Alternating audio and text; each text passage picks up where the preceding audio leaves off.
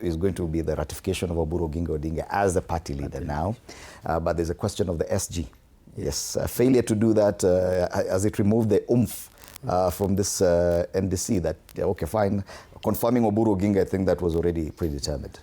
I think the most important part, which was a bit controversial and something that has been raised for a long time, is the position of the party leader in terms of the breadth that was needed by the NDC to be able to confirm that. I think that one will be settled today, and all the legalities about the constitutionality of that office will be settled today. That's one. Secondly, although we might say it has been deferred, the issue of the SG, from where I'm sitting, I'm not privy to the actual agenda, apart from ratification of Oburu Oginga as the party leader. But I think it will be an issue. It will be an issue in terms of... you feel they will discuss the position today, of the SG today? Yeah, they will, because that is also another elephant in the room, because at the end of the day, if they don't discharge Sifuna, then the party wrangles will continue.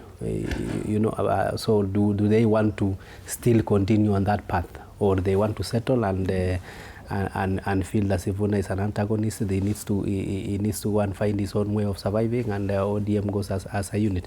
But if they don't decide on that issue, then subsequently the Linda Garaon and the Linda Mwanainji perspective in terms of the split in ODM will continue. So I believe that's something they need to bite, and bite it hard so that they can be able to settle once and for all, so that we can have the Mimini Sifuna group finding their own path to, because you cannot prevent anybody from joining any other party. So do you get why the Linda Mwananchi faction decided not to attend this meeting? Would it have been better if they would have come, probably with the masses, and tried to change a few things here, at least make their voices heard from that same platform? Of course, you know the way NDC is organized, from the grassroots all the way to delegates coming to a central point in Nairobi.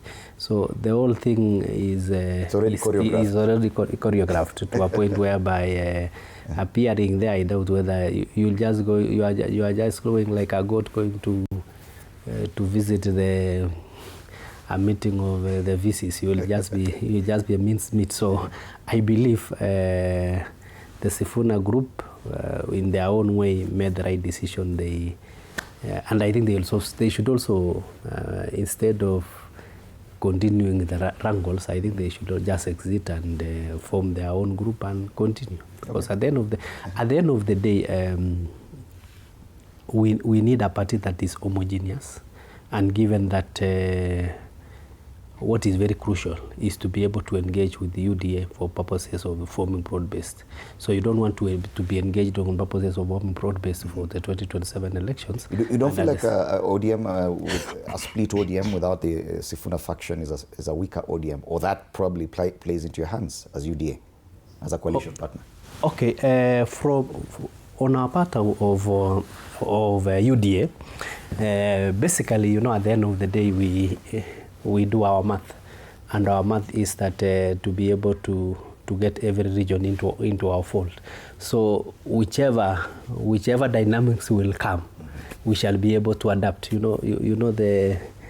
you went to a biology class, there was this theory of the Charles Darwin theory, the natural selection and how to survive on a given environment. So as we are adaptive and dynamic in terms of adapting to the new realities, and at the end of the day, we are working on a formula that will deliver the presidency to William Samoei Ruto in round one. So basically, we know where the votes are, and we keep looking at the behavior and managing that behavioral changes. And we'll get to discuss about the coalition building, the anticipated coalition with UDA.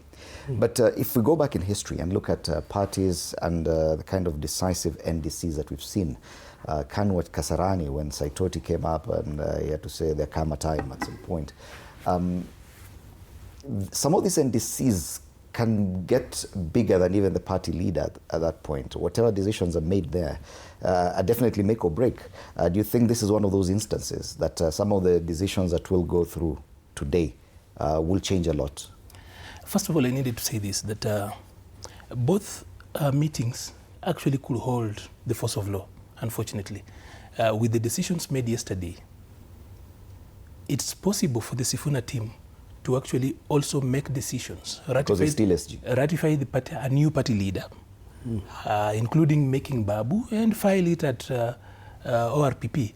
I foresee a possibility of that particular decision because as Sifuna goes into the meeting today, he's still a substantive Secretary General until further notice. And you know, since there has not been IDRM, and I do not think that it is in Sifuna's interest to quickly exit ODM.